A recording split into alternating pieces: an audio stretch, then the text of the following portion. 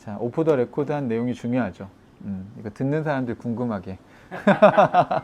자, 오늘 말씀 같이 우리 먼저 보겠습니다. 오늘 첫 번째 시간에 우리가 말씀 묵상을 함께 다루고 싶은 말씀은요. 누가복음 5장 1절부터 11절까지 말씀을 같이 보도록 하겠습니다.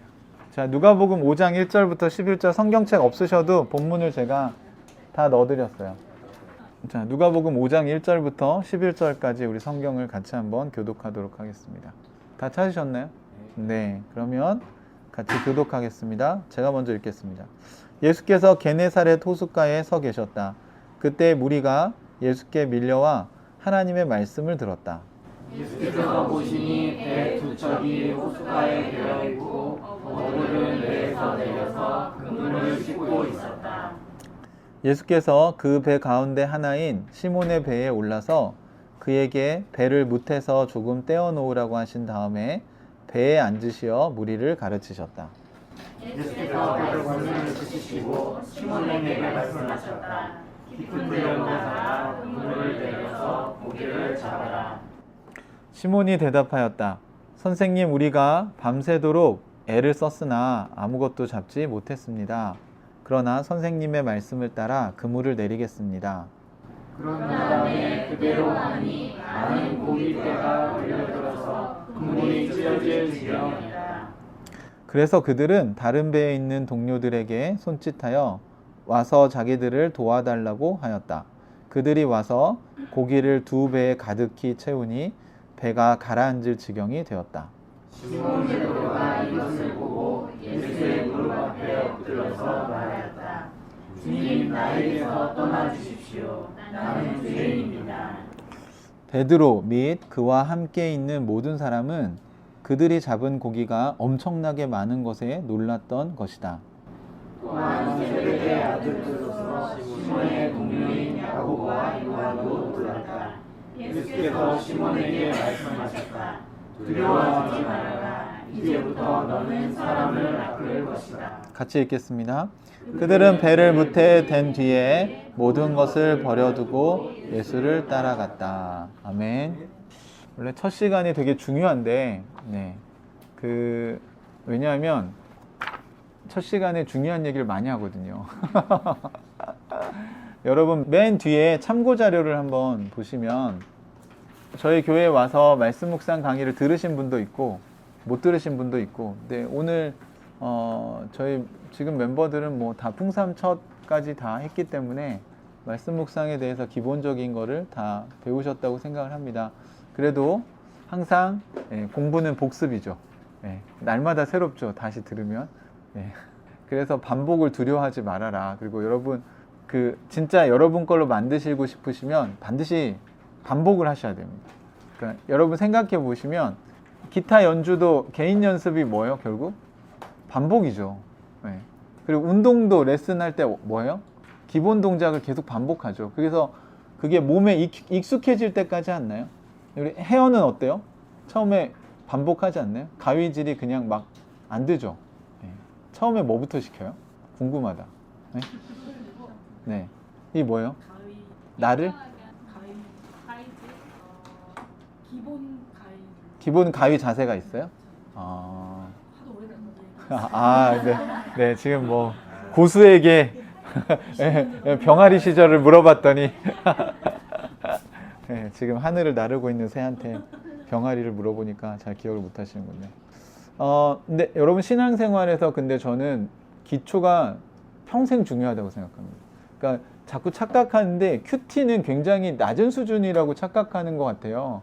근데 여러분 그렇지 않아요. 여러분 큐티는요 우리 평생 하는 겁니다. 평생. 근데 그 큐티 이 콰이어트 타임을 얼마나 깊이 하느냐 깊이 하지 않느냐의 차이인 거죠. 아니 기타 연주할 때 코드는 다 똑같지 않나요? 하지만 누가 치느냐에 따라 소리가 다를 거라고 생각이 듭니다. 그죠? 누가 이걸 뜯느냐에 따라 똑같이 뜯어도 이 고수가 뜯는 것과 하수가 뜯는 것은 다르죠. 저는 막귀라 그걸 구분 못하지만 음악 하시는 분들은 딱 연주를 들으면 다 안다면서요. 그 유명한 얘기가 있잖아요. 뭐 하루 연습 빼면 네, 자기가 알고 이틀 빼면 네, 스승이 알고 3일 빼면 전 세계가 다 안다. 그 장한나 씨? 네, 그분 나와서 그 얘기 하시더라고요. 자기가 3일 연습 안 하면 청중이 다 안 돼요. 야, 확실히 고수는 다르구나. 여러분, 말씀 묵상 하루 안 하면 자기가 알고요. 이틀 안 하면 제가 알고요. 3일 안 하면 모든 멤버가 알아요. 그러니까 주님 참 오래 참으시죠, 그쵸? 참 밥 안 먹고 잘 살아요, 그죠? 아마 육체는 밥 한 끼 굶으면 정말 힘들 텐데 막 짐승이 튀어나오잖아요. 근데 영혼은 이렇게 굶겨도 짐승이 안 튀어나온다고 생각하시지만 그렇지 않습니다, 여러분. 여러분의 자기중심성이 왜 막 그렇게 나오냐면 말씀 묵상을 안 하니까 힘이 없어요. 그러니까 밥을 안 먹어서 힘이 없으니까 그 자기 성정이 계속 컨트롤이 안 되는 거예요. 그렇죠. 왜냐하면 우리 인간은 다 자기중심적이기 때문에 그게 컨트롤이 되는 게 비정상이죠. 그걸 우리는 이제 기독교적으로 은혜라고 얘기를 하는 거고, 일반 사람들은 그거를 컨트롤 하려고 뭐 명상도 하고 요즘에는 마음 공부도 하고 뭐 비음도 하고 여러 가지 노력 많이 해요, 여러분.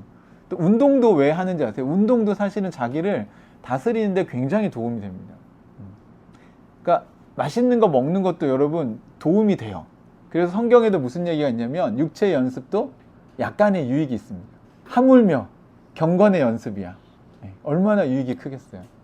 그러니까 저희가 크리스찬들이 믿는 진리는 육체 연습이 필요 없다는 걸 얘기하는 게 아닙니다. 빵이 필요하죠. 그러나 육체 연습의 유익과는 비견할 수 없는 말씀 묵상이나 여러분이 기도를 제대로 했을 때 여러분이 경험하게 되는 그 영적인 은혜라고 하는 것은, 그 영성이라고 하는 것은 우리의 삶을 굉장히 풍성하게 만들어 줄 수 있어요.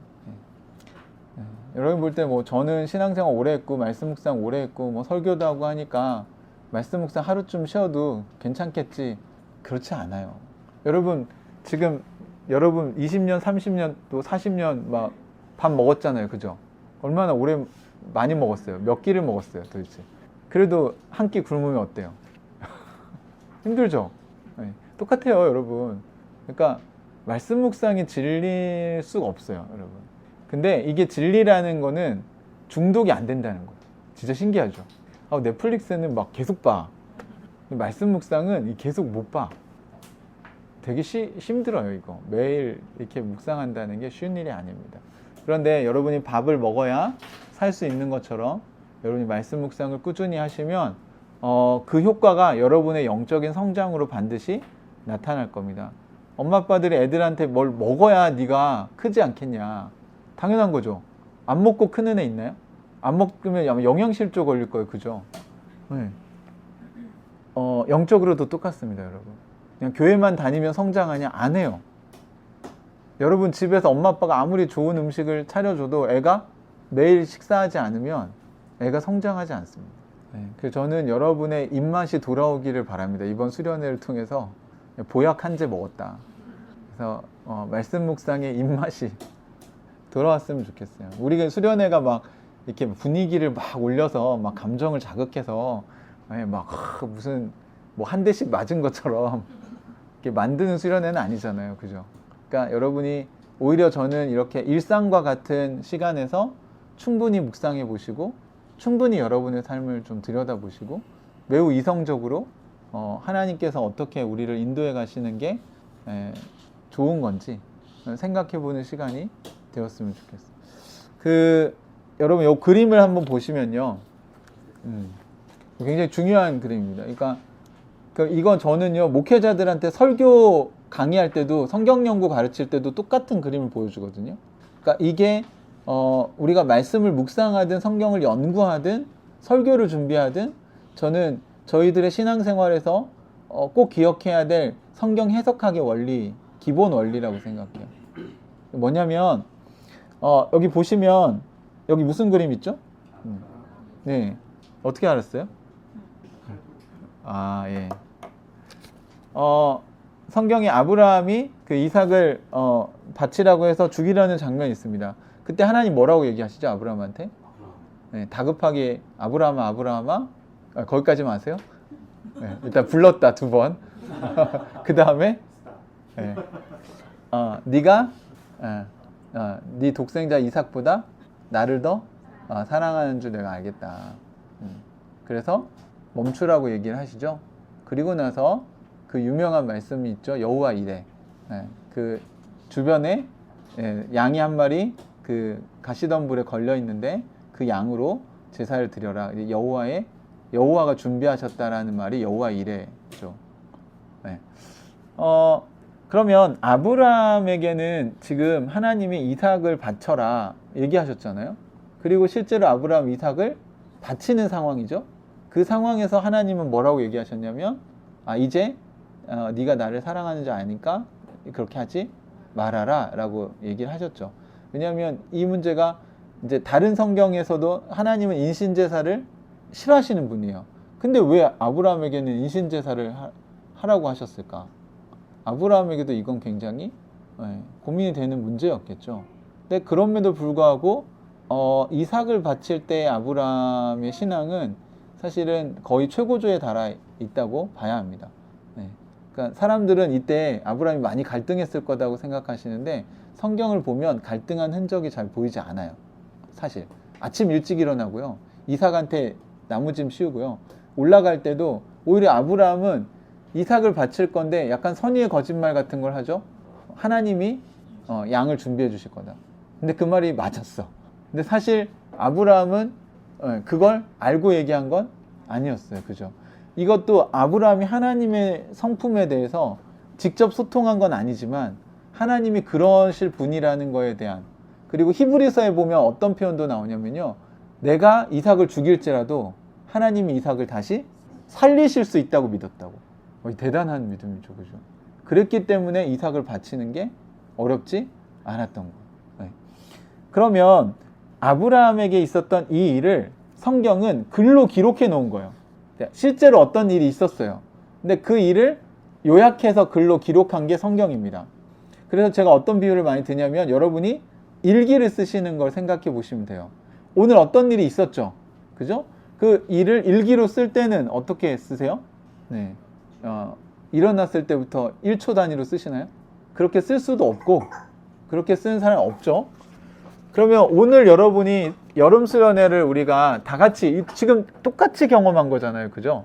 그리고 나서 오늘 밤에 잘 때 여러분한테 일기를 쓰라고 하면 일기의 내용이 다 똑같을까요? 그럼 여름 수련회는 없었던 겁니까? 여러분의 일기는 신빙성이 없어지는 건가요? 아니죠. 각자가 그 중요하게 생각한 의견들을 중심으로, 사건을 중심으로, 그 다음에 여러분이 느꼈던 감정을 중심으로 일기를 기록할 겁니다. 그리고 여러분의 MBTI 기질에 따라 사건 중심으로 쓰는 사람이 있고, 감상 중심으로 쓰는 사람이 있고, 기분, 자기 감정 중심으로 쓰는 사람이 있을 거예요. 그런데 거짓말을 쓰지 않는다는 전제 아래 여러분이 쓴 모든 일기는 다 진실한 거죠. 그리고 이 수련회에 어떤 일이 일어났었는지를 만약에 추적해 본다면 여러분의 일기를 전부 종합해서 아마 해석을 하는 게 굉장히 타당할 거라고 생각이 듭니다. 그러니까 오대원이 쓴 일기 하나만 보는 것보단 지훈이가 쓴 거, 용구가 쓴 거, 성실이가 쓴 거를 다양한 관점에서 쓴 일기를 다 종합해 보면 이런 일도 있었구나, 이런 일도 있었네 라고 알게 될 거라고 생각이 들어요. 그때 글로 기록하면서 이 사건이 다큐멘터리로 기록되는 게 아니라는 거죠. 그러면 성경은 어떤 관점에서 요약을 할까요? 가장 큰 전제가 하나님이 어떤 분이신지를 우리에게 알려주는 책이 성경입니다. 그렇죠? 그렇기 때문에 이 사건을 통해서 하나님이 어떤 분이신가, 또는 하나님이 어떻게 하는 걸 우리에게 원하시나를 보여주는 게 성경의 목적이니까 그것과 관련된 얘기를 요약해서 쓰지, 그러니까 성경에 없다고 해서 그 일이 없었던 건 아니죠. 무슨 말인지 이해되십니까? 어떤 사람은 오늘 먹은 목살 카레가 중요하지 않을 수 있어요. 그래서 기록하지 않을 수 있어요, 일기에. 그러면 목살 카레 먹은 저녁 식사가 없어지나요? 그건 아니죠. 그래서 어떤 사람들은 과도하게 자꾸 성경에 없는 거를 자꾸 막 만들어내려고 하는데 그것도 문제고, 또 성경에 없으면 없다 이렇게 얘기하는 것도 문제고. 그러니까 성경이 모든 내용을 기록하고 있는 건 아니다. 하나님이 어떤 분이신가를 우리에게 알려주기 위한 거. 그 다음에 이 성경을 읽는 사람들이 알았으면 하는 거를 중심으로 기록을 하게 될 거다는 거죠. 자, 그러면 이제 우리가 묵상을 한다는 건, 여러분, 우리는 타임머신을 타고 아브라함이 실제 모리아산에서 어떤 일이 있었는지는 알 수가 없습니다. 이건 알 수가 없어요. 우리가 아는 건 뭐예요? 기록된 말씀이에요. 그러니까 쉽게 말하면 누구의 일기를 읽고, 아, 이런 일이 있었구나. 나 연 날리기를 했다. 재밌었다. 그럼, 아, 얘는 이날 연을 날렸구나. 그리고 그게 재밌었구나. 그걸 아는 거죠. 그런 것처럼 이제 우리가 말씀 묵상을 하는 건 성경을 읽고 성경이 어떤 내용을 기록했는지를 우리가 역추적하는 거죠. 이해되십니까? 자, 그러면 여기서 우리가 알아야 될 건 뭘까요? 하나님이 아브라함에게 얘기하신 것처럼 오늘 나에게도 얘기하실까요? 믿으세요? 그럼 오늘 나에게 어떻게 얘기하세요? 우리에게 동훈아 네가 나를 사랑하는 줄 알았다. 하은미를 잡지 말아라. 이렇게 얘기하시나요? 동훈이의 컨텍스트는 하은미를 바치라고 하나님이 얘기하신 적이 없어요, 오늘. 그쵸? 근데 이거를 문자적으로 적용을 하면 자기 삶에 적용이 돼요, 안 돼요? 안 되죠, 당연히. 그러면 아브라함에게 이날 이삭을 바치지 말아라, 잡지 말아라 라고 얘기하신 하나님의 뜻은 뭐죠? 하나님의 의도는 뭐죠? 아브라함에게 왜 이삭을 바치라고 했죠? 아브라함의 믿음을 시험하시려고. 근데 시험해 봤더니 진짜야. 그래서 원래 인신제사를 원한 게 아니죠. 그러니까 빨리 중단을 시키시는 거죠. 그러면 하나님 어떤 분이십니까? 자기가 시켰어. 근데 진짜 의도는 그게 아니야. 근데 그걸 그대로 하려고 해. 그럼 어떡해? 이제 여러분 이거를 자꾸 여러분 입장에서 잘 생각을 해보셔야 돼요. 그러니까 어떤 상황에 여러분이 이제 아이가 아빠 말을 잘 듣는지 궁금해. 그래서 아이한테 밤늦게 가서 편의점에 가서 뭘 사오라고 했어. 근데 위험하잖아요. 그쵸? 그랬더니 아이가 네 아빠 제가 다녀오겠습니다 이렇게 하고 가려고 해. 그럼 보내 안 보내? 안 보낸다는 거죠. 하나님 그런 분이 아니라는 거예요. 그걸로 됐다는 거지. 아빠는 한 번 아니면 아니야. 이게 아니라고. 가끔 보면 우리가 그런 사람 있잖아. 그지? 한 번 시켰으면 막 끝까지 해내. 끝까지. 근데 여기 보면 하나님은 아닌 거는 빨리 중단시키시잖아요. 그리고 어떻게 해요? 원래 하나님의 의도대로 양을 준비시켜서 제사 드릴 수 있게 하시죠. 네. 네. 그래서 아브라함은 여기서 어떤 하나님을 경험했을까요? 처음에는 이해되지 않았을 거야. 그죠? 근데 순종했더니 역시나 아니나 다를까 하나님은 인신제사를 원하시는 분이 아니었어. 그리고 그분은 이미 양을 준비해 놓으셨어. 자, 이제 이런 하나님을 성경에서 우리가 발견한 다음에 그걸 어떻게, 그러면 지금 내 상황은 어때요? 내 상황, 오늘 나의 상황은. 하나님은 여러분의 믿음을 어떻게 테스트 하실까요? 아마 여기 지금 다 다를걸요? 네. 저는 오늘, 저 같은 경우는 오늘 내려오면서 계속 그 빗속을 뚫고 내려오면서 이 수련회는 과연 누가 인도하는 건가? 네. 방금 기도하면서 하나님이 그 선한 목자의 말씀을 떠올려 주시고 이 수련회 내가 인도하는 거야. 너가 하는 거 아니야. 갑자기 부담이 확 없어지는 거죠. 맞아요, 여러분. 저는 시켜서 하는 거고요. 네. 아마 하나님께서 여기 여호와의 일에 주님이 이미 은혜를 준비시켜 놓으셨겠구나. 그건 제가 만들어낼 수 있는 게 아니에요. 제 말빨로 은혜를 만들어낼 수 있는 게 아니라고요. 여러분 안에 계신 성령께서 여러분이 깨닫게 해주셔야, 그죠? 그게 은혜가 되는 거지. 제가 막 화려한 언변과 막 감동적인 예화와 뭐 이런 걸로 은혜를 쥐어 짜낼 수는 없어요. 저에겐 그런 능력이 없어요. 아브라함이 죽은 이삭을 살릴 수 없는 것처럼. 여러분의 믿음은 하나님이 뭘 테스트 하시겠어요? 이번 수련회에 와서 그게 여러분 아마 다 다를 겁니다. 주님이 아브라함에겐 이삭을 바치라고 얘기했지만 용부에게는 오늘 다른 얘기를 하셨어요. 술을 절제해라 뭐 이런. 그게 아니야? 그럼 맞는 것 같은데. 아브라함도 이삭을 바치라고 했을 때 아니에요 이렇게 했을 거야. 내가 잘못 들었지 이거. 원래 인신제사를 원하시는 분이 아닌데. 그러니까 농담이지만 어쨌든 여러분 안에 믿음을 요구하는 건 사실 여러분만 알 수 있어요. 주님이 여러분의 믿음을 어떻게 어떤 걸 요구할 때 여러분이 아멘하기 힘든지 진짜 좋은 건데. 그러면 여러분, 우리가 말씀 묵상이라고 하는 건 아브라함 이야기를 성경에서 읽었는데 이게 내 얘기가 되는 거죠. 그러니까 제가 도와드리고 싶은 이 방법은 이 과정을 도와드리는 거예요. 하지만 이걸 묵상하고 깨닫는 것은 성령께서 하시는 거죠. 그래서 우리가 할 건 뭐냐면, 자, 성경에 기록된 사람의 이 성경을 읽고 성경에 기록된 사람의 상황이 뭐였지? 아브라함 어떤 상황이었지? 이삭을 바치는 상황이었구나. 그때 하나님 뭐라고 얘기하셨죠? 아브라함아, 내가 너를 사랑하는지 알겠다. 그리고 거기 양이 있으니 바쳐라. 이게 성경에 기록된 거 누가 읽어도 이건 다 똑같죠. 그러면 아브라함의 상황이 있고 아브라함에게 하신 하나님의 말씀, 메시지가 있다는 겁니다. 그러면 이 상황과 흡사한 나의 상황은 뭐지? 나에게 요즘 믿음을 테스트한다면 주님 뭘 얘기하실까? 그러면 내가 그걸 행하려고 할 때 주님이 나에게 손해가 될 것 같으면 바로 중단시키시고 됐다. 네 마음 알았다. 그리고 여호와 이래, 여러분을 위해 이미 준비해 놓으신 다른 것을 알려주실 거다. 그리고 나서 그러면 여러분이 아브라함이 경험한 거를 똑같이 경험하게 되겠죠. 이해되시나요? 그래서 여러분이 창세기 12장을 1, 2, 3, 4절을 읽고 너는 본토 친척 아비집을 떠나 내가 내게 지시할 땅으로 가라. 그러면 고날 큐티 하시면서 이사 갈 준비하세요? 안 하시죠? 왜 안 하세요? 아브라함의 상황과 여러분의 상황이 다르다고 이미 알고 있기 때문에 그래요. 근데 말씀 묵상을 이렇게 안 배운 사람들은 어떻게 하냐면, 극단적인 사람들은 그 말씀 보고 진짜 짐을 싸요.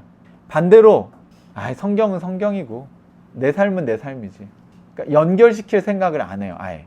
그래서 말씀 묵상을 백날 해도 삶이 하나도 안 바뀌어요. 왜냐하면 성경은 성경에 있는 얘기고 내 삶은 그냥 내 삶인 거야. 그러니까 성경에 있는 얘기는 그냥 성경의 인물들에 대한 얘기고, 본토 친척 아비집을 떠나 나 이거 적용할 수 없는데? 이렇게 생각하니까 나는 그냥 성경을 읽은 건 그냥 지식으로 끝나고 내 삶은 하나도 안 바뀌는 거죠. 그러니까 여러분이 말씀 묵상하실 때 왜 성경을 보면서도 기대감이 없냐면, 그냥 성경은 성경의 얘기인 거예요. 그게 어떻게 내 이야기가 되는지를 연습을 안 하신 거예요. 묵상이라고 하는 건 그거라고 생각하시면 됩니다. 그래서 묵상이라는 원어 자체가 여러분이 아는 시편 1편에 보시면 복 있는 사람은 여호와 율법을 즐거워하여 주야로 그 율법을 묵상한다. 근데 이 묵상이라는 단어가 그 읍조리다. 그러니까 소가 이렇게 되새김질하는 거 있잖아요.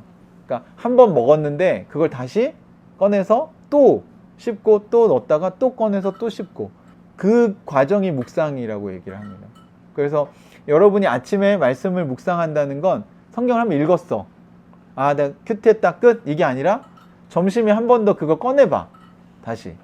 오늘 말씀이 뭐였지? 이게 왜 이 말씀 나에게 왜 주셨지? 여기서 왜 예수님은 이렇게 하셨지? 그거를 곱씹다 보면 거기서 여러분에게 도움이 되는 요소가 나오죠. 근데 이 그 메디테이션이라는 단어, 묵상이 약을 표현한 영어 단어 메디신이 있잖아요. 어원이 같아요. 그러니까 이 율법을 주야로 묵상하는 사람은 어떤 일이 벌어지냐면 그걸 읊조리다가 자기의 마음과 영혼이 치유되는 걸 경험해요.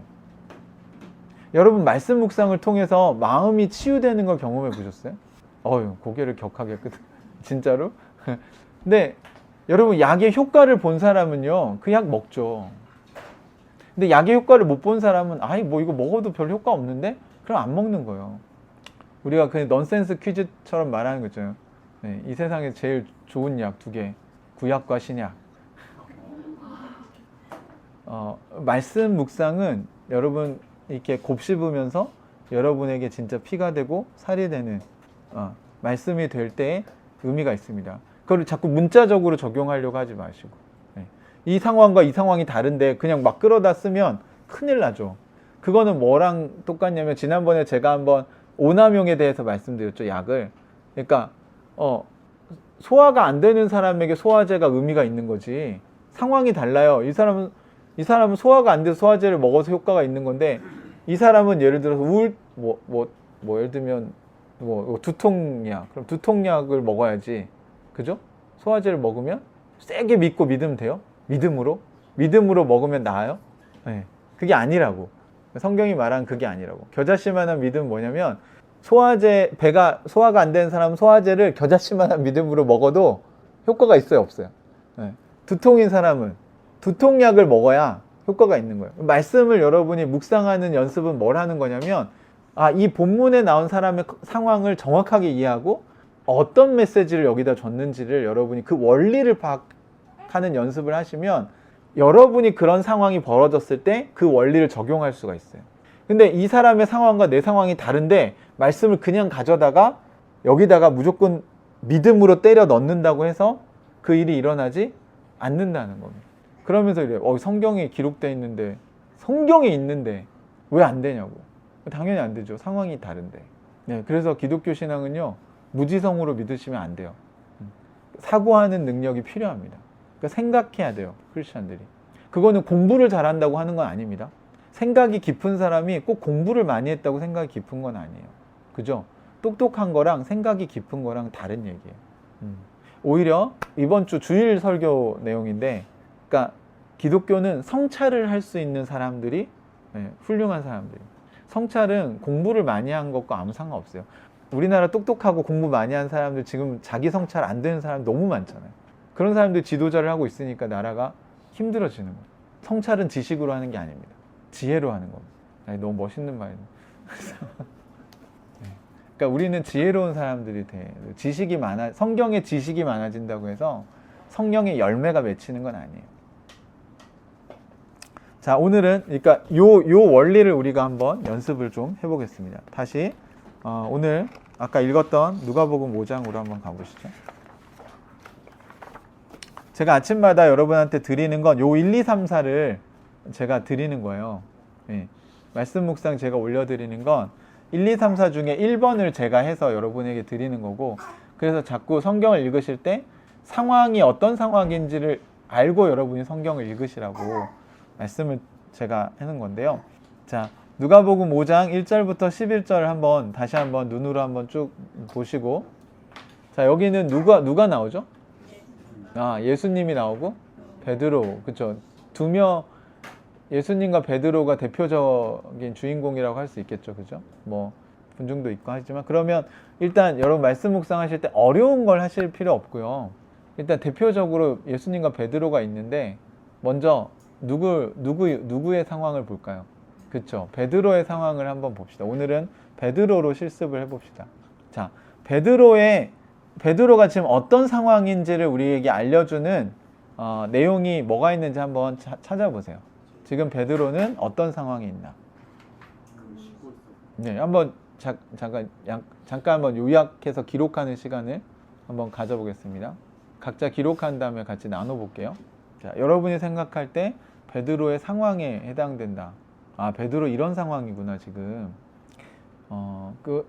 요약해서 상황 쓰실 때 그 괄호 열고 이게 몇 절에 있는 내용인지를 몇 절이다 이렇게 해주시면 더 좋아요. 시간 없으면 그냥 안 하셔도 되는데, 다 하신 분은 손을 들었다 내려보시기 바랍니다. 연필을 손에서 놓으시면 다 하신 걸로 알겠어요. 네, 베드로가 지금 어떤 상황인지를 알 수 있는 내용 찾아서, 뭐든 거기 성경에서 이게 베드로의 상황이다라고 생각되는 거. 예수님을 만났을 때 만난 상황이 아니고. 예수님을 만나기 그럼 전. 네.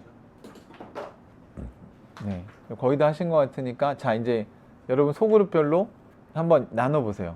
그러면 순서를 정해서 이제 나이가 많으신 분들이 본을 보이시고, 연장자가 본을 보이셔서, 베드로가 이런 상황이었다. 그래서 그 다음 두 번째 사람은 거기 빠진 것만 추가해 주시면 될 것 같아요. 그죠? 자, 시작. 자, 그러면 한번 일단 제일 나이가 많은 사람이 대표로 한번 여기서부터 어떤 상황이죠, 베드로가? 근수에 가면 네. 하고 네. 짐을 싣고 떠나려고 하네요. 네. 갑자기 예수님이 그 무리 주인이 네, 네. 내 배를 못 가게 음. 앉으셔가지고 음. 뜬금없이 가요. 네. 베드로의 상황이 지금 그런 상황이죠? 네. 그다음 여기 두 번째는 네. 그래서 베드로 어떤 상황? 네. 밤새도록 고기를 잡았는데 아무것도 잡지 못한 상황이다. 그물을 씻고 네, 준비하고 있는데 예수님 와서 말씀을 전했다. 위에는 세 번, 네, 똑같은 상황인데 네, 야간이라 피곤하잖아요. 네. 그물을 막 정리하고 얼마나 피곤하겠어요. 밤새도록 했는 새도록 하고 안 해요. 아침이지. 그러니까 아침이잖아요. 아, 교수님이 데리고 와서 자기 배에서 올라와가지고 설교 네. 얼마나 짜증이 나겠어요. 그런 상황이잖아. 짜증이 나는 그냥 상황이었다. 베드로가 성격이 좀 아. 강해가지고. 그러니까는 그거 보면 좀 막 곤두섰을 것 같아. 피곤하니까. 자, 좋아요. 예. 그러니까 여러분이 지금 베드로의 상황을 파악하시는 게 어려우셨어요? 아니면 쉬웠죠? 그죠? 자, 그럼 거기는 여러분이 이제 베드로의 상황의 근거를 찾으신 거고, 여기서 묵상은 어떻게 하냐면 여러분이 베드로의 입장이 돼 보세요. 네. 네. 밤새도록 고기를 잡았어. 근데 못 잡았어. 네. 가게 문을 하루 종일 열어놨는데 손님이 한 명도 안 왔어. 예약 손님이 아무도 안 왔어. 겁나게 스킬라는 분노에 막 고기들도 노쇼한 거 아니야? 베드로한테 노쇼했지 지금. 나 죽었을지도 몰라. 화나서. 그런데 그래서 이제 그것도 밤새도록 고기를 잡았죠. 근데 못 잡았죠. 그리고 나서 지금 그 다음 무슨 상황이죠? 네. 그물을 다 씻고 정리하는 상황이죠. 그러면 여러분 상황은 어떤 거예요? 어? 이제 다 가게 정리.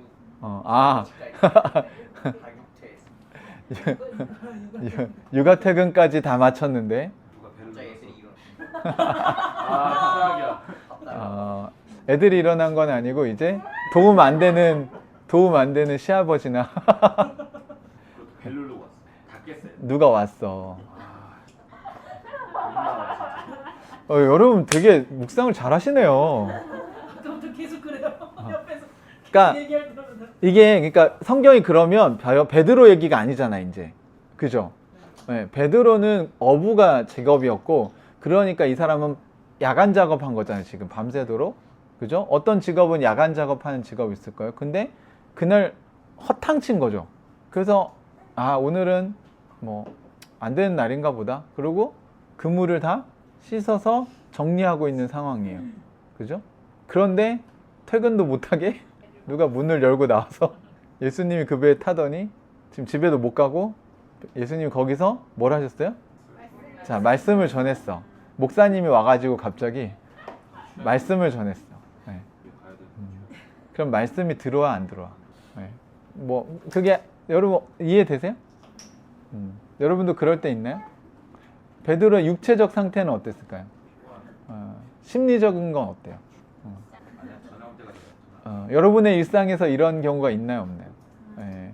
육체적으로도 너무 피곤하고 아무 결과도 없고 생산적인 결과가 아무것도 없고 비효율적인 것 같고 네. 마음도 되게 좋지 않은데 몸도 많이 피곤하고 네. 그래서 마지막 남은 힘으로 이제 정리를 네. 자, 설거지하고 청소하고 이제 자야지 이제 퇴근해 집에 가서 쉬어야지 이 생각밖에 없었는데 그때 누가 왔어요? 그 타이밍에 예수님이 왔네. 네. 오셨네. 자, 그러면 이 상황에서 예수님은 베드로에게 어떤 메시지를 이런 상황에 있는 베드로에게 예수님 오신 거잖아요. 그렇죠? 그럼 예수님 와가지고 어떻게 하셨나? 어떤 메시지를 주셨나? 한번 찾아봅시다. 자, 예수님이 하신 메시지는 무엇입니까? 그 베드로의 상황이 변하면서 메시지가 계속 있죠. 예수님의 메시지가. 근데 여러분 지금 여러분하고 나눈 상황에 주신 메시지는 뭡니까? 네. 네, 몇 절? 4절에 말씀을 그치시고 시몬에게 말씀하셨다. 깊은 데로 나가 그물을 내려서 고기를 잡아라. 자, 이 메시지를 들은 베드로의 심정은? 네? 자, 왜 짜증이 나죠? 한번 이유를 말해보세요. 그물을 다 정리하고 어. 배도 다 자, 첫 번째 그물을 다 정리했는데 던지면 다시 정리해야 돼. 자, 두 번째. 아, 내가 깊은 데서 지금 밤새 이거는 여러분 배경 조사를 해보셔야 되는 건데 원래 밤에는 깊은 데 고기가 있고 낮에는 얕은 데 고기가 있어요. 근데 밤새도록 어디서 잡았어요? 근데 고기를 잡았어요, 못 잡았어요? 못 잡았어요. 근데 어디다가 던지라고? 깊은 데다가 던지라고. 자, 그 내가 거기 근데 낮에는 더 없어, 거기는 확률상. 자, 그 두 번째는 베드로가 생각할 때 지금 예수님의 지시사항이 말이 안 되죠. 그 고기잡이는 누가 전문가예요? 예수님은 전공이 뭐죠? 예, 목수죠. 무슨 목사님. 그러니까 33살에 아마 베드로가 나이가 많았을 것 같죠, 그죠? 느낌상. 예, 33살에 예, 젊은 친구가 그것도 목수 출신이 와서 뭐 갈릴리 이 물고기의 생태를 전혀 알지 못하면서 예, 깊은 데 가서 그물을 던져라. 근데 얘기를 한 지시상, 그러니까 그물을 내리는 것도 짜증 나는데 그물을 던지는 곳의 확률도 베드로가 볼 땐 너무 말이 안 되는 거예요. 뭐 예를 들면 제가 뭐 연주에 대해서 1도 모르면서 예, 영화한테 야, 베이스 연주는 이렇게 하는 거야. 예, 그러면 듣겠어요? 안 듣겠어요? 안 그래도 지금 오늘 연주가 망쳐가지고 짜증나는데 지금 약 그런 상황이죠, 그렇죠? 네. 그렇게 연주하면 안 되는 게 불보듯 네, 뻔한데 그렇게 연주를 하라는 거야. 자, 그러면 자, 이 상황에서 베드로가 어떻게 반응했습니까? 나도 말씀을 잘하지만 네. 어떻게 느껴지세요? 베드로가 자, 1번 기쁘게 준송하고 있다. 2번 너는 드릴게. 아. 내가 그물을 보는 눈이 많지. 그물은 넣어준다. 안 하면 이 사람 좀 민망할 것 같아. 아, 사람들 보는 눈이 있어서 자, 안 될 거 뻔한데 자, 여러분 보세요. 자, 지금 이렇게 여러분 다 지금 의견이 똑같죠? 그러면 이 말씀 있잖아요. 내가 잡은 것이 없지만 네, 밤새도록 속에 잡은 게 없지만 뭐에 의지해서? 말씀에 의지해서 그물을 내렸다. 믿음으로? 네? 그럼 여기 말씀에 의지했다는 게 무슨 뜻이에요? 아, 예수님 말씀 내가 믿습니다. 고기 잡을 줄 알고 그물 넣겠습니다. 이런 뉘앙스인가요? 아니면 이거 안 되는 줄 알지만 그냥 시키니까 합니다. 이 뉘앙스죠. 그죠? 그죠? 그러면 이제 믿음으로 그물 던져 이 찬양이 갑자기 이상해지는 거야. 그러니까 물론 이제 그 찬양은 그냥 우리가 믿음으로 내리자 이건데 너무 비판적으로 가는 건 아닌데 말씀의 의지를 지금 막 강조해가지고 내가 말씀에 의지해서 믿음으로 그물을 내린다. 이거는 아니다. 그죠? 동의가 되세요? 어떠세요? 재밌죠? 네. 자, 자, 여기까지. 근데 그 다음 어떤 일이 벌어졌어요? 그물이 찢어질 정도로 고기가 많이 잡혔어요. 자, 여러분이 베드로라면 어떤 느낌? 네. 왜 당황스럽죠? 이럴 리가 없는데 기대하지 않았는데 네? 어떤 걸? 아, 잡아본 기억이 없다. 여러분, 베드로는 여기서 고기를 오랫동안 그래도 뭐 몇 년인지 10년, 수십 년인지 모르겠지만 어쨌든 오랫동안 어부 생활을 한 사람이에요. 그죠? 여러분의 전문 분야를 생각해 보세요. 여러분이 10년 이상 해온 일을 한번 생각해 보세요. 그 분야에서 이런 일은 일어날 수가 없는 거예요. 예를 들어 제가 아까 연주 영화 형제가 지금 연주 막 열심히 했는데 막 관중들이 막 없어. 근데 내가 영화야 이거를 이렇게 연주하면 사람들이 모일 거야. 근데 영화 생각할 때 그건 말이 안 되는 연주야. 근데 목사님이 시키니까 이거 안 되는지 알지만 목사님 시키니까 이거 뭐 까짓 거 그냥 한번 해드리지 뭐. 네, 근데 그동안 관계를 생각해서 그래서 연주를 딱 했는데 사람이 구름대처럼 몰려드는 거지. 이런 일은 있을 수가? 네. 여러분 낮에는요 깊은데 고기가 없어요 원래. 어부는 그걸 알아요 상식적으로. 아니 전기공사 하는데 얘랑 연결하면 이게 안 돼. 원래 안 되는 거야 그건. 근데 그걸 했더니 문제가 해결됐어. 그러니까 여러분은 그럴 때 어떠실 것 같아요? 그러니까 예수님이 베드로는 그 일을 겪고 그럼 베드로는 어떤 반응을 보였나 한번 보세요. 나 죄인이라. 이거 좀 이상하죠. 아니 고기가 많이 잡혔잖아. 나 밤새도록 못 잡았는데 그러면 고기가 막 그물이 찢어질 정도로 잡혔어요. 대박 난 거 아니에요. 그러면 보통 어떤 반응? 여러분 허탕 쳤어. 근데 손님이 막 물밀듯이 들어와. 그러면 어?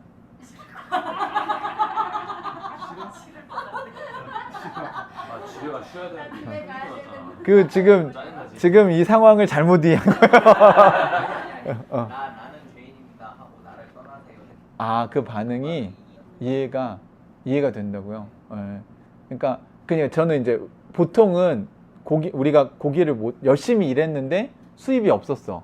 근데 갑자기 목사님이 와서 이거 이렇게 한번 해봐. 근데 그렇게 해서 장사가 안 되는데 그래도 한번 해봤어. 근데 갑자기 대박이 난 거예요. 돈을 갑자기 손님들이 막 와서 주문을 엄청 해. 그러면 보통 어떤 반응이 나죠? 네, 그거 알려준 사람이 고맙습니다. 그 다음에 와 오늘 정말 기쁘다. 와 땡 잡았다. 막 뭐 이런 표현이 돼야 되는데 왜 갑자기 무릎을 꿇고 나는 죄인이라고 얘기를 하는 거예요. 왜 그랬을까요? 지금 여러분이 우리가 쭉 해온 걸 과정을 보니까 기적을 일으키는 만한 하나님. 하나님만이 하실 수 있는 일을 이분이 하셨다. 근데 나는 예수님을 하나님으로 지금 짜증나 죽겠는데 와가지고 설교하고 여기서 깊은 곳에 던지라고 하니까 그러니까 말씀에 의지하여라는 말은 시키니까 한번 해볼게요 하고 했는데 그 겨자씨만한 믿음에 그쵸 베드로가 잘한 게 그거죠. 사실은 보통 그거 안 됩니다. 그렇게 하면 안 돼요 라고 얘기하고 안 했을 텐데 보통 어부들은. 근데 베드로는 어떻게 했어요? 안 되는 내가 잡은 게 없지만 그냥 한번 했잖아. 얘기 한번 한 거야. 저 밤새도 못 잡은 거 알죠? 근데 이거 해보겠다. 이렇게 해서 이제 고기가 많이 잡히니까 베드로가 순간 무슨 생각을 한 거예요? 예수님이 하나님이구나. 그러니까 이 사람이 신이어서 고기를 거기로 초자연적으로 모으지 않고서야 이런 일은 일어날 수가 없는 거죠. 그물이 찢어질 만큼 그 고기가 잡혔다는 건 거기로 고기를 그만큼 모을 수 있는 능력이 있다는 거니까. 여러분은 이런 일이 일어나면 어떤 반응을 좀 보이세요? 예수님이 여러분의 삶에서 어떤 일이 일으키셨을 때 그런 경험을 했을 때 우리는 베드로 같은 반응을 보이나요?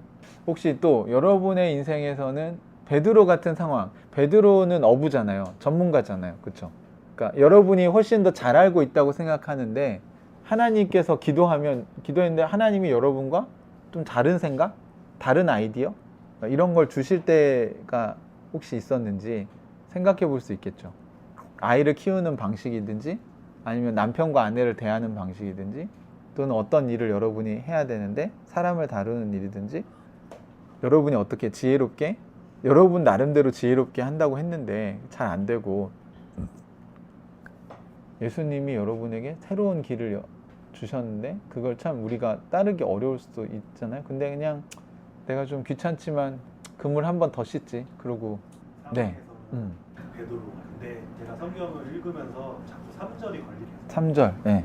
왜냐하면 3절이 예수께서 그 배 가운데 하나 시몬의 배로 올라가서 그에게 배를 무트로 조금 떼어놓으라고 했거든요. 네. 한번 욕을 했단 말이에요.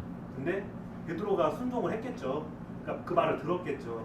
그러니까 거기서 그냥 유추하건데 그냥 제 생각인데 그러니까는 베드로가 그냥 당신 그럼 여기서 이게 만약 예수 전혀 모르는 상황이라면 당신 누구요? 라고 물어봤어야 돼. 원래. 그러면 근데 그게 아니라 그 말은 없고 조금 떼어내라고 하신 후에 배에 앉으셔서 무리를 가르쳤다라고 되어 있는 말은 제가 생각할 때는 베드로가 순종했다는 얘기예요. 배를 밑으로 조금 겉에서 조금 밀어내고 예수님이 네. 오케이 됐어. 그러고 앉아서 설교했단 말이죠. 그러면 베드로는 예수의 존재를 알고 있어요. 근데 하나님의 아들인지 아닌지는 확실하진 않은 거죠. 그냥 소문은 들은 것 같아요. 네. 제 느낌에. 음. 네. 음. 그렇게 해야 이 얘기가 조금. 네. 그게 느낌이 아니고 사실입니다. 네. 네. 그거는 그 얘기는 제가 이제 좀 이따 해드릴게요.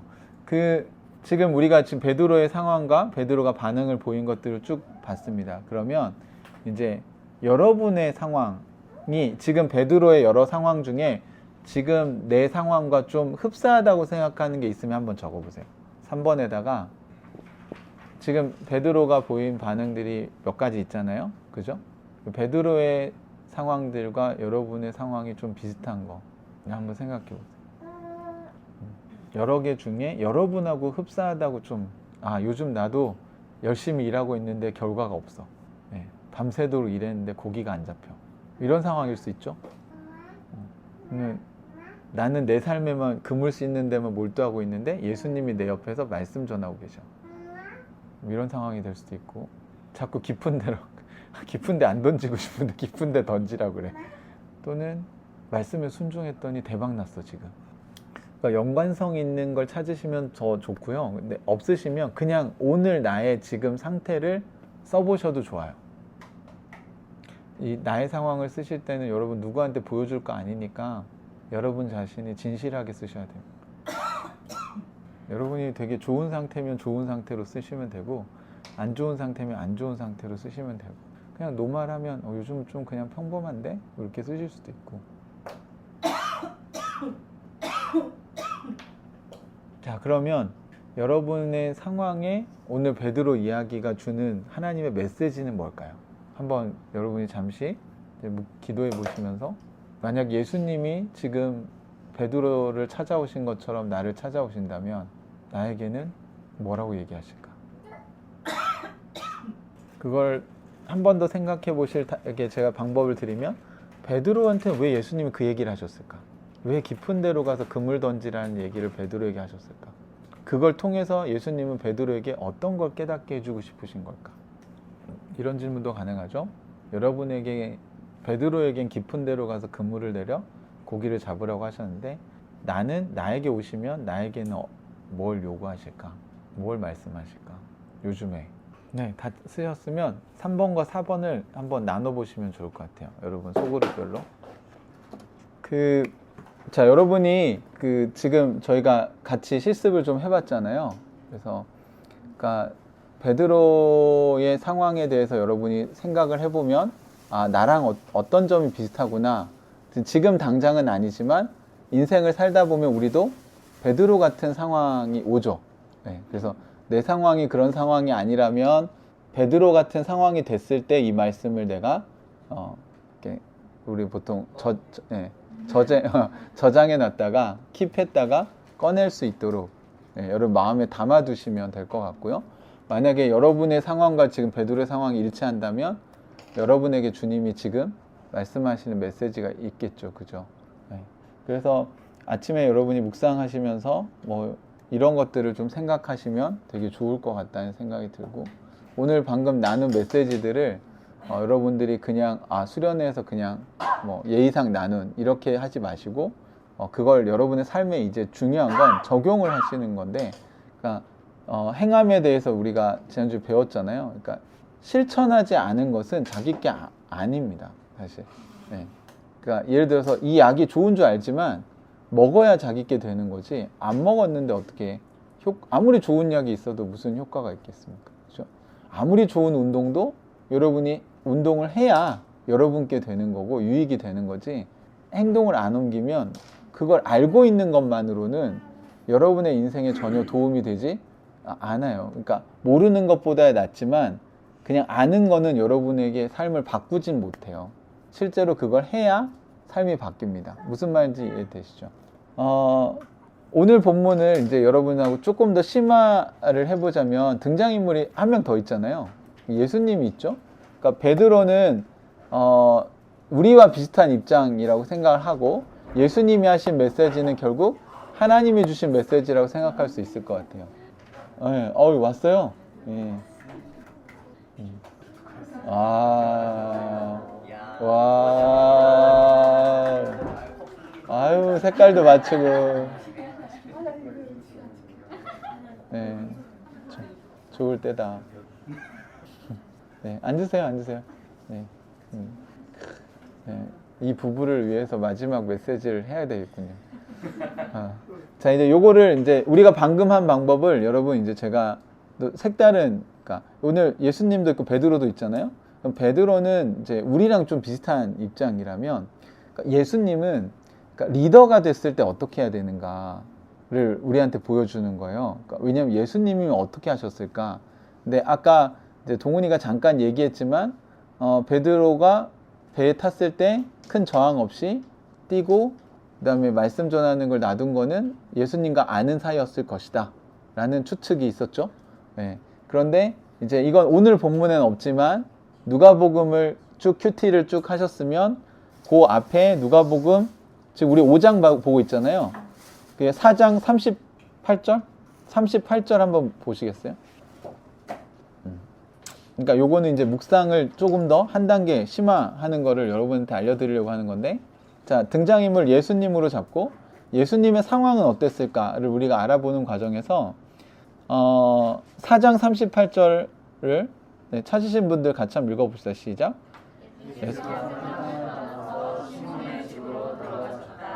그런데 시몬의 장모가 심한 열방으로 앓고 있어서 사람들이 그 여자를 두고 예수께 청하였다.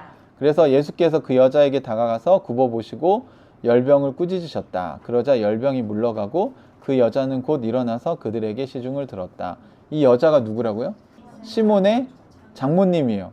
그러니까 시몬 베드로는 결혼을 했다. 그리고 장모님도 있다. 장모님의 병을 누가 고쳐줬다고요?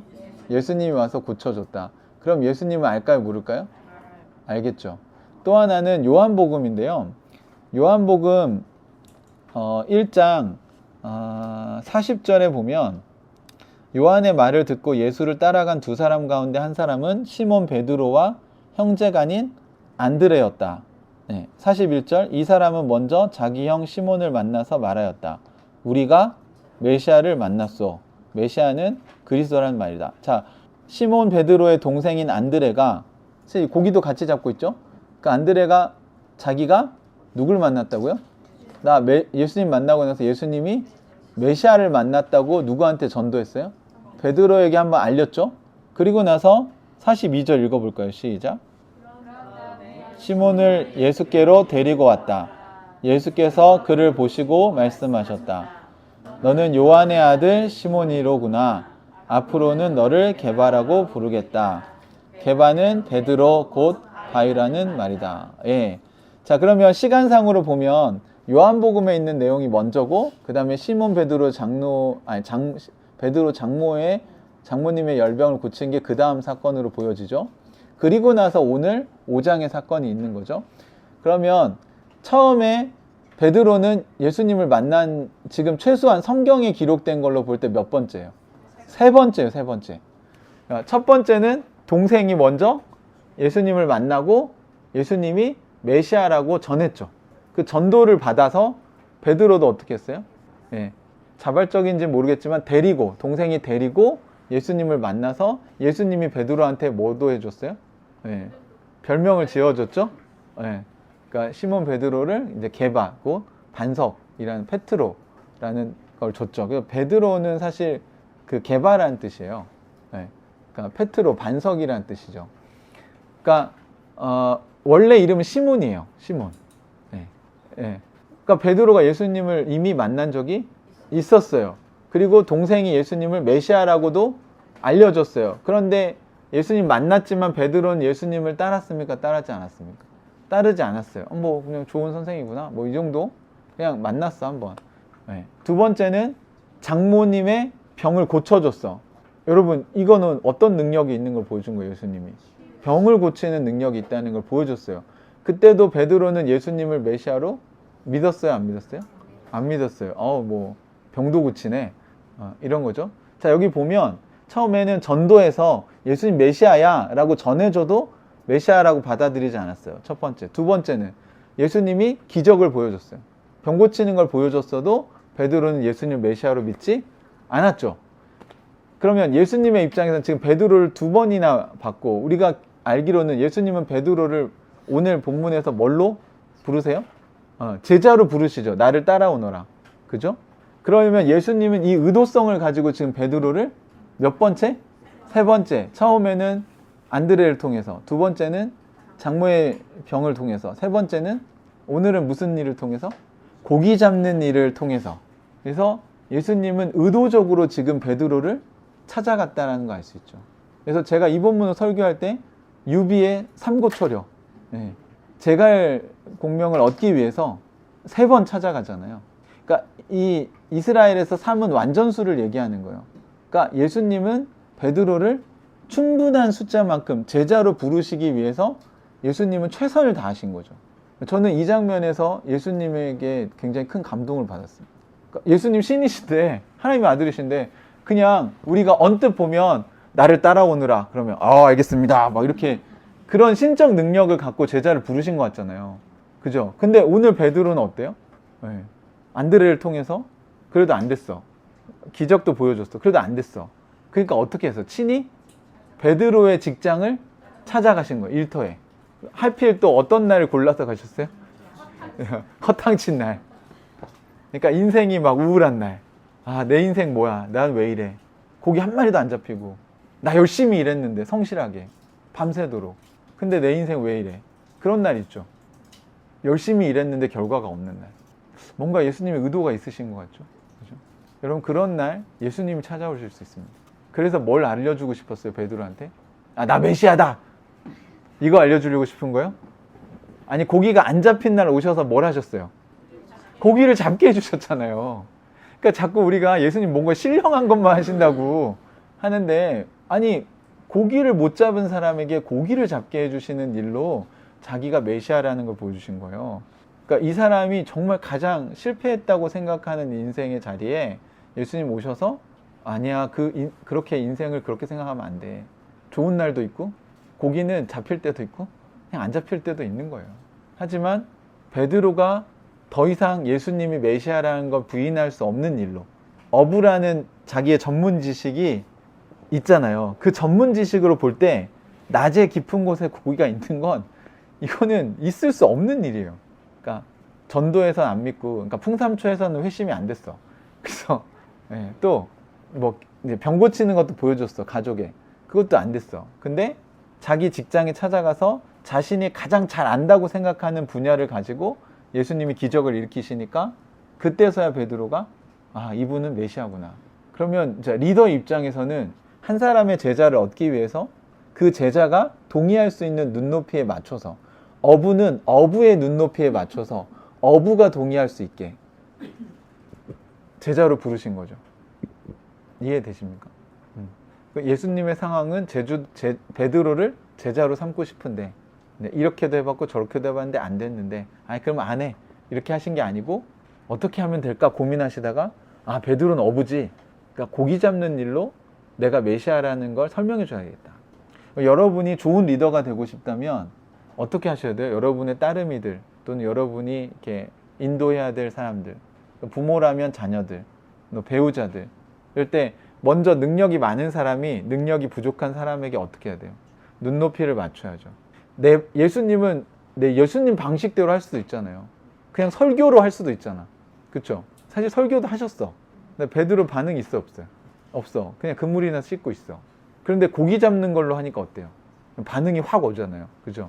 그 말은 여러분 뭘 배울 수 있습니까? 예수님은 당신의 제자를 위해서 눈높이를 맞추고 그 사람이 이해할 수 있는 방식으로 메시지를 전달해서 그 사람이 이해할 수 있는 방식으로 인도하신다는 거예요. 그럼 여러분이 어떤 이끌미가 되신다고 했을 때, 여러분이 이끌어야 되는 대상, 섬겨야 될 대상에 그 사람이 제일 이해하기 쉬운 방식으로 복음을 전하셔야 됩니다. 내 방식으로 풍삼초 갖고 가서, 자, 풍삼초 1, 2, 3, 4, 5, 6, 자, 다 끝났어, 됐지? 이게 아니고, 좋은 리더가 되려면 어떻게 돼요? 좋은 이끌미가 되려면 그 풍삼초에 있는 내용을 지금 들어야 되는 따르미의 상황에서 그 따르미가 가장 잘 이해할 수 있는 방식의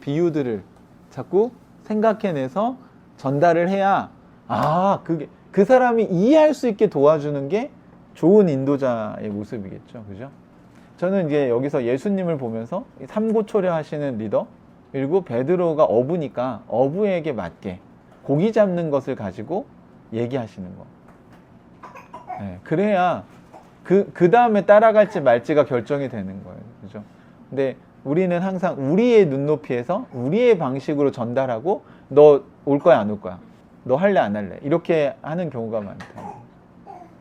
만약에 여러분이 누군가를 지금 이끌어야 되는 입장이라면, 또 부모의 입장이라면 아이들과 눈높이를 맞추고 있고 아이들의 입장에서 잘 이해할 수 있는 방식으로 설명을 하는 건지, 아니면 그냥 부모의 입장에서 설명을 하는 건지에 따라서 이건 완전 예수님의 방법과 달라지는 거죠. 그러니까 우리가 예수의 제자라면 예수님이 하신 방식으로 우리도 해야죠. 그러니까 저는 우리가 기적을 일으킬 수는 없지만 예수님이 하신 방식을 따라할 수는 있다고 생각합니다. 눈높이를 맞추고 상대방이 가장 잘 알고 좋아하는 이야기로 비유를 들어서 설명해 주는 것. 그러려면 여러분이 이 하나님 나라의 복음을 정확하게 이해하고 있으셔야 돼요. 그리고 상대방에 대한 이해도 깊이 하셔야 돼요. 그걸 저는 이제 우리가 다른 사람을 묵상한다라고 얘기합니다. 그러니까 누군가를 위해서 우리가 기도할 때 그 기도가 그 사람의 기도 제목만 얘기하기보다는 저 사람이 어떤 사람인지를 좀 생각하시고, 그리고 이해하려고 하시고, 그리고 그 사람에게 하나님은 어떤 기도를 하기를 원하시는지 소통하시면서 그 사람을 자꾸 하나님의 관점에서 이해하고 어떻게 하면 우리가 더 잘 다가갈 수 있을까? 예수님은 그렇게 하셨다. 그러면 이제 아까 질문한 게 일부러 베드로를 찾아가신 거죠. 그리고 일부러 베드로 배에 오르신 거죠. 그리고 타이밍도 일부러 고기 못 잡은 날 가신 거죠. 그리고 예수님이 하신 방식은 베드로 옆에서 일단 말씀을 전하셨고, 그 다음에 깊은 데에 가서 그물을 해서 고기잡이를 시키셨고, 그 고기 잡는 일을 통해서 베드로가 깨달았을 때 나는 죄인입니다, 나를 떠나세요, 이렇게 얘기했지만 예수님 뭐라고 얘기하셨죠? 어떤 메시지? 오히려 나를 두려워하지 말아라 위로하시고, 오히려 이제 너를 사람을 낚는 어부가 되게 하겠다라고 인생의 비전과 소망을 주셨잖아요. 이런 방식으로 여러분도 아이를 양육하시든지 아니면 제자를, 여러분이 누군가를 섬기신다면 그렇게 하시면 됩니다. 그러니까 마지막 장면도 여러분, 예수님이 하신 건 뭐예요? 두려워하니까 두려워하지 말라고 정서적인 위로를 하시죠. 그 다음 뭘 제시하셨어요? 내가 너를 앞으로 사람을 낚는 어부가 되겠다고 어떤 이 사람의 인생의 비전을 제시하셨잖아요. 꿈을 제시하시고. 근데 우리는 아이들한테 어이그 그래가지고 잘한다 막. 그러니까 자꾸 우리는 저주하는 말을 해. 그러니까 꿈을 주는 얘기를 하는 게 아니라, 와 너는 이런 걸 잘하는구나, 야 앞으로 너는 커서 이런 게 되겠구나, 와 이런 사람이 되겠네. 그게 아니라 아유 그렇게 해가지고 아유 어떻게 먹고는 살겠냐 막. 근데 저도 이런 예수님을 보면서 그러니까 이걸 바꿔나가는 것 같아요. 자꾸 은유가 걱정되니까 걱정하는 말을 많이 하거든요. 나중에 너 어떻게 하려고 해? 너 체력이 없잖아, 뭐가 없잖아, 너 수학 공부해야지. 근데 비전을 넌 진짜 되게 멋진 작가가 될 거야, 넌 굉장히 훌륭한 사람이 될 거야, 이런 얘기보다 사람을 낚는 어부가 될 거야, 뭐 이런 얘기 하는 게 아니고, 야 너 이게 부족해, 넌 이게 부족해, 너 이거 해야 돼. 그러니까 부모의 사랑이고 부모가 그 아이를 걱정해서 하는 말이지만 예수님의 방식하고는 좀 다르지 않나, 이런 생각을 해보게 됩니다. 여러분 말씀 묵상을 이제 요거는 이제 여러분이 누가복음과 요한복음에서 예수님이 베드로를 만난 장면을 이미 큐티를 해서 알고 있다면 오늘 본문을 조금 더 깊이 있게 살펴보고 묵상할 수 있는 게 될 거예요. 저는 여러분이 성경을 묵상하면서 이런 게 자꾸 퍼즐이 많이 모여서 더 큰 그림을 볼 수 있고 더 깊이 있게 말씀을 볼 수 있는 그 풍성함을 여러분이 누리게 되시기를 축복합니다. 그러니까 처음부터 저처럼 이렇게 하실 수는 없어요. 하지만 오늘 베드로에 대해서 묵상하신 건 어떠셨어요? 그렇게 어렵지 않으셨죠? 그죠? 그러니까 지금은 여러분의 눈높이에 맞게 하시면 됩니다. 그리고 예수님처럼 하나님도 여러분이 말씀을 묵상하실 때 여러분이 이해할 수 있는 방식으로 여러분의 눈높이에 맞춰서 베드로에게 고기 잡는 일로 하신 것처럼 어쩌면 영화에게는 연주로 얘기하실 수 있고, 동훈 형제에겐 동훈 형제에게 맞게. 뭐 요즘 쇼츠 하면서 은혜를 막 받고. 그러니까 정욱 자매는 머리나 뭐 건강에 대한 걸로 주님이 얘기하실 수 있는 요소들이 있어요, 여러분. 여러분이 잘 이해할 수 있는 방식으로 말씀하신다는 걸 여러분 믿으십시오. 그래서 말씀 묵상은 어렵다고 생각하지 마시고, 여러분이 묵상을 하려고만 한다면 주님은 얼마든지 여러분의 눈높이에 맞춰서 성경을 깨닫게 하실 거라는 거예요. 아유, 목사님 저는 성경을 별로 몰라요. 제가 아는 게 없어요. 여러분, 아는 게 없어도요, 거기에 맞춰서 하실 거예요. 네. 제가 보니까 민서가 뭐 덧셈을 막 열심히 하고 있더라고요. 그럼 그 덧셈을 하는 눈높이로 하는 거죠. 하지만 그게 누적되면 어떻게 해요, 나중에? 덧셈을 잘하면 뺄셈도 할 수 있는 거고, 그 다음엔 곱셈도 할 수 있는 거고, 나눗셈도 할 수 있는 거고, 그러다 보면 방정식도 풀 수 있는 거고, 그게 누적되면 이제 계속 뭐 미적분까지 할 수 있는 사람이 되겠죠.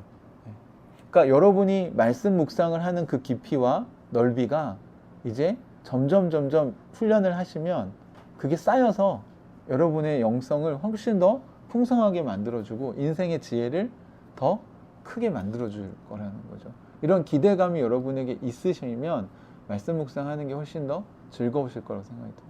저는 깊이 있는 사람이 되는 건요, 말씀을 보는 것만큼, 말씀 묵상을 잘하는 것만큼 어렵다고, 그거 외에 방법이 없다고요. 물론 생각을 깊이 하고 명상하고 이런 것도 도움은 되겠지만 여기에는요, 신의 지혜가 들어있거든요. 하나님보다 더 깊어질 수는 없습니다. 그러니까 여러분이 뭔 근거가 있어야 깊어질 수 있는 거죠. 아, 나는 생각을 깊이 하면 깊어지겠지. 한번 해보세요. 네, 온갖 잡생각이. 그러니까 그런 걸 안 해본 게 아니에요, 여러분. 그런 그 명상 훈련 이런 거 하는 사람들이 다 해본 거예요. 그러니까 불교도 되게 깊이가 있잖아요. 그러니까 결국은 제일 깊은 단계에 가면 뭘 얘기해요? 네, 무념무상. 네. 그러니까 생각이 없는 상태로 들어가는 게 굉장히 어려운 거예요, 사실. 그러니까 비움까지 가는 것만으로도 내가 온갖 근심과 염려와 막 걱정과 이런 것으로부터 벗어나는 것만으로도 굉장히 수준이 높은 건데, 성경은 그 비움만으로는 안 된다는 거예요. 거기에 뭘 채워야 되는 거예요. 그 채움이 뭐예요? 하나님의 말씀이라는 거죠. 그냥 아까 우리 서두한 것처럼 그냥 무조건 막 외워, 그다음에 문자적으로 막 적용해, 이게 아니고, 하나님은 그러라고 우리에게 성경을 주신 게 아니고, 묵상을 통해서 이 성경을 올바르게 이해하고 더 깊이 있게 하나님을 알아가라고, 그리고 여러분의 인생에 하나님 나라를, 천국을 선물해 주시려고 이 지혜를 우리에게 주셨다는 겁니다. 네, 그거를 믿으시고 여러분 성경을 보실 때 자꾸 어렵다고 생각하지 마시고, 주님은 분명히 여러분의 눈높이에 맞춰서 알려주실 거다. 성령께서 그렇게 인도하실 거다. 시간이 지날수록 여러분 점점 이것이 누적되면서 더 깊이 있는 사람이 될 거다. 그래서 저는 크리스찬들이 좀 더 멋있어졌으면 좋겠어요. 여러분이 저를 볼 때 아, 깊이가 좀 있으시구나 이런 생각이 드시는지 모르겠는데, 왜 웃으시죠? 그래서 제가 앞으로 저는 정말 깊이가 있었으면 좋겠고, 오늘 이제 차를 타고 오면서 은유가 비전 캠프 가기 전의 상태와 비전 캠프를 갔다 와서 상태가 좀 나아진 것 같은가 봐요. 그래서 아빠 좀 나아졌어? 이렇게 얘기하길래 제가 당연하지, 거기 가서 말씀 보고 예배 드리고 왔는데, 그러니까 하나님과의 그 만남, 묵상, 예배 이런 걸 하고 나면 아이들이 봐도 엄마 아빠가 다르게 느껴지는 거예요. 그러니까 몸은 피곤해도 우리 영적인 상태가 달라지는 거죠. 저는 우리가 크리스찬들이 그 유익을 누리지 못한다면 교회 다니는 이유가 뭐가 있겠습니까? 네, 이 하나님 나라를 우리가 더 깊이 있게 누리고, 그것이 사람들이 볼 때에도 좀 다른데? 좀 멋있는데? 저 사람 진짜 깊이가 좀 있는 것 같은데? 인생을 건성건성 살지 않는 것 같은데?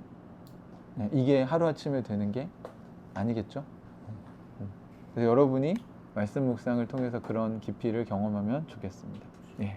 오늘 우리가 깨달은 것들 가지고 같이 기도하고 좀 마무리했으면 좋겠습니다.